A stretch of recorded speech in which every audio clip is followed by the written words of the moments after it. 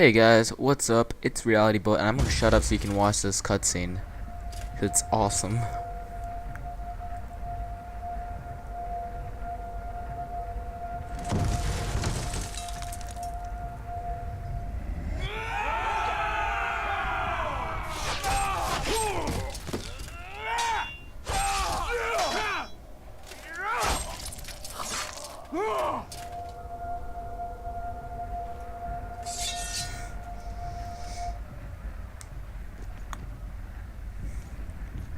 Alright, so guys, what's up? It is RealityBullet, and you guys are probably like, hey, RealityBullet, what is this game? Most of you might not know what it is, but what it is it's called Witcher 2, The Assassin of Kings. I know most of you probably have not checked this game out, but that's like a sin, okay? You definitely need to check this game out. It is made by CD Projekt Red. Like, it's not like one of those like massively hyped and popular games or something like that, but it's a really good game. As you can see, like, you know, you can just see the game right now. It has probably one of the best looking graphic engines I've ever seen. Like, it's stunning what it can do. It's the best looking RPG out there, hands down. I'm not even gonna, like, you know, contest that. And yeah, it's made by CD Projekt Red, and what they are is like they made The Witcher 1. Go figure, right? Yeah, okay. But yeah, The Witcher 1 was a pretty good game. It ran on the BioWare Aurora engine, which was based off of the Neverwinter Nights 2. They ran Neverwinter Nights 2 or something like that. Yeah, it was based off of that, and it was epic, but it didn't really get that mass appeal, and you know, the graphics weren't stunning or anything like that. Well, that all changed with Witcher 2, where like they built the engine from the ground up. And what the game is it's a RPG game. Yeah, it's a really fun RPG game though. Like, I tried Mass Effect, I tried Dragon Age Origins. I like Dragon Age Origins, but I did not like Dragon Age 2. But what it is like it's that type of a game, except in my eyes it's a lot better, because first of all, if you watch the game and you can see just how fluid the action is in this game. It's just so nice. It feels like an action, like a hack and slash game type of thing, but like you have tactics and you have an RPG system, which really makes the game brilliant. You can see, like, I start using spells sometimes, like right there, it's like a fire spell. You have 5 different spells. Like, there's like one fire spell and called Agni, and then there's like a wind spell, not a wind spell, but like a force type of thing which blows the enemy back. And there's one which gives you a shield, like an electric shield kind of thing. And there's another one which allows you to control the minds of your enemies. And then there's the last one is like you set traps, right? And what these 5 spells, like, you get all of them at the beginning of the game, and what you do is you basically level these spells up along with like unlocking one new spell. Like, you unlock another spell, and what that spell does is it slows down time, and that's like, trust me, that's brilliant. But yeah, so you have these 5 spells, and you unlock like different facets of them. Like, it's like the pro version of a perk sort of type of thing. Like, you have bigger range, and like, it's, for example, like the shield, the electric shield, like right now it just like blocks enemies, right? Well, if you level it up, what it does is that it blocks them, and then they have like electricity, like they get electrocuted. And then if you level it up even further, then there's like the electricity is passed to like nearby people. So like level it up like that. And yeah, so you have these 5 spells, and then along with that, you don't see it in this demo because this is towards the beginning of the game, is you have potions, like alchemy.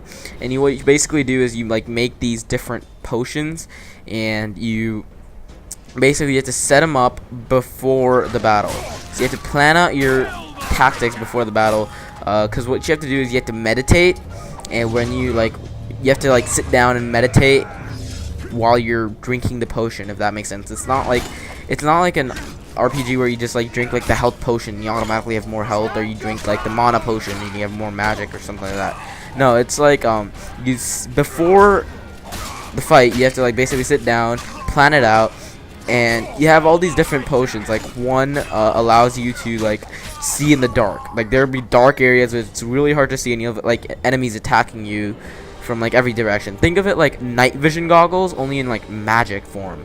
Like what this game is basically it's like it's think Lord of the Rings with yeah, think Lord of the Rings in like a Harry Potter world, and you'll get the idea. It's really cool. Like you guys, this game has not been appreciated as much as it should. I mean, Dragon Age 2, as crappy as it was, like got more appreciation than this, and I think this game is just 10 times better. But yeah, what was I talking about? Oh yeah, the tactics. So yeah, you have like these different potions, and you know, there's like attributing boosting potions, like, you know, that makes you stronger, or makes you like, you know, faster and stuff like that. And then there's like special ability potions, which allow you to like, you know, see through walls, or see in the dark, or just be like, you know, a speedy ninja or something like that. Like, you know, you get the point. And you can like level up these up, and there's like 4 different, like not 4, but like 3.5 branches that you have in your leveling up skill tree. There's one for like physical abilities. Well, there's one for like just maneuverability, and you have to like fill that up first before you get like, that's the half tree, and then you have like the 3 different trees. So yeah, so you have one for magic, and then you have another one for like sword fighting, and then the 3rd tree is for alchemy. And yeah, you level all of those up, and then the biggest, like the best part of this, I think, is the storytelling, which is absolutely mind-blowing. It's like this game storytelling is so good. They have amazing voice actors. First of all, the game was based off of a story by a Polish author named Andrzej Sapkowski. I probably just like murdered that name, but you know what? It's cool because that guy was a boss. Okay. Like I'm reading the books right now. He wrote 2 books, and I'm reading one of them. I forgot what it was called. Last like Blood. I don't even know. But it's really cool. Like it's basically the story is like you're this witcher named Geralt, and you're like, this is before. And trust me, this is not a spoiler. Like you learn it like right after this. Like this is the prologue, and you learn about this right after the prologue. So if you don't want to even know that, just mute me for like 2 minutes or something. But yeah, so you're basically accused of killing Foltest, which is the king that you saw like a couple minutes ago. You saw a king, yeah, that's him, and you're accused of killing him. And basically it's like a Dan Brown story, like it's like a conspiracy story, and it's really cool. And the best part about it is that it's like, think Mass Effect, and you know how you can like choose what you want to do, and like who you want to like kill, and who you want to save, and how you want to approach the situation and stuff like that. You get to make all these choices and more. This game takes that to another level. You know why? Because it's okay, it's like separated into 3 acts, and then there's a prologue and an epilogue, right? Well, in the 3 acts, the 2nd act is like, you can have like, it's 2 acts in one. Okay, so I'm gonna go ahead and explain that. What it is, like, you have a decision at the end of the 1st act, right? And based on that decision, you have a completely different 2nd act. Like, it's like completely, there's like no relation. Like, the story is not even the same. Like, you alter the story, you alter your alliances, you change who you're fighting with, you change where the 2nd act is set. Like, the setting's completely different, and it's just, you have to play through the game at least twice. I think there's like 16 different endings to it, but you have to play the game at least twice, even if you want to see everything. Like, basically, like in the 2nd act, based on who you choose to support between these 2 factions, it's gonna change. Like, if you support one faction, you're gonna be going up against the other faction, right? So it's basically like you change your enemies almost. Like, your ultimate enemy stays the same, but your like secondary enemy completely changes.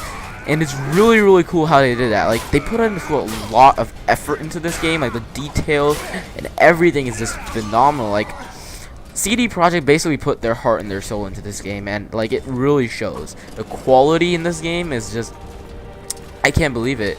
And I've played and finished this game like about a month or 2 ago, like when it came out, but I didn't have, you know, the commentary and stuff, like, you know, back then. So yeah, that's why I'm doing it now. But like, you guys definitely check the game out. It's on Steam. I think it's like $50 or something like that. But yeah, trust me, it's definitely worth the value. It definitely is. I think they have a plan for a 360 version or something like that.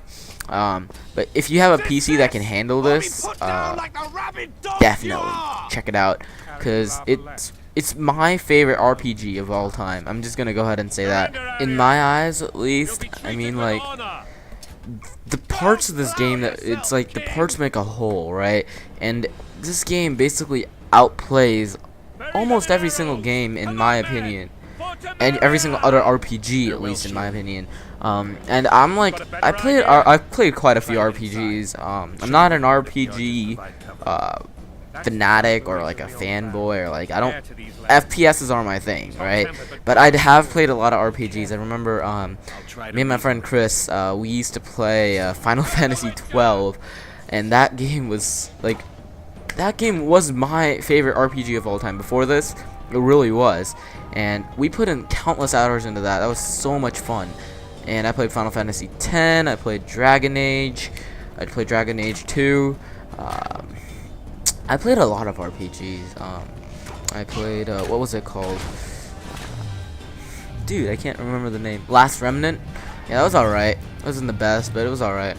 I played a lot of RPGs, yeah, but like this game, it's just satisfying. The action, like usually in an RPG game, and this was the problem with the first Witcher as well, the action just did not feel that satisfying. It was more like by the numbers, like, than actual skill involved in it. Like, the more you grind, the better you're gonna be.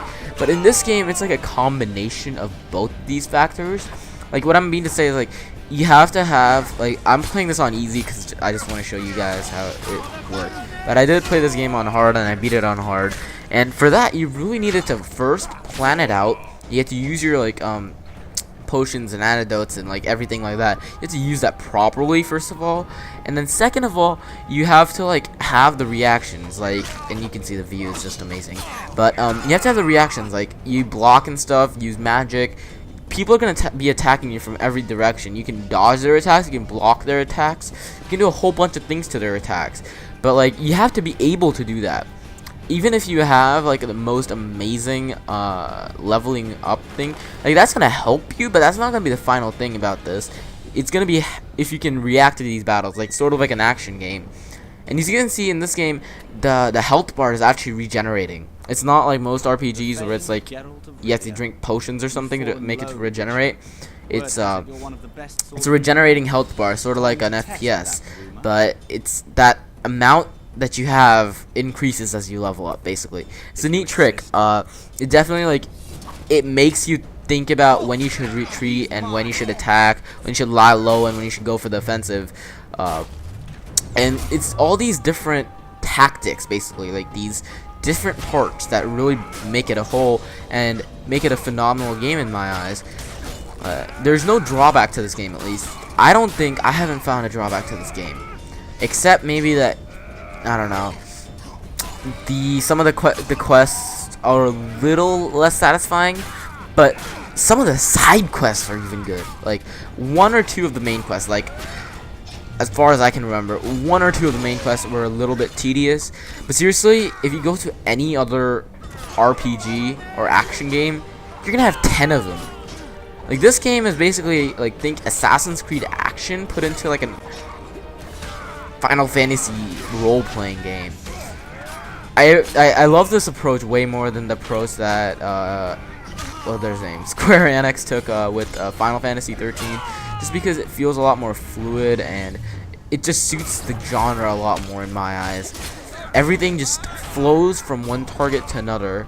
And as you can see, like, I have the magic bar on right underneath my health bar, and that basically shows you how much magic you have. So as you can see, I walk off like a boss because I am a boss.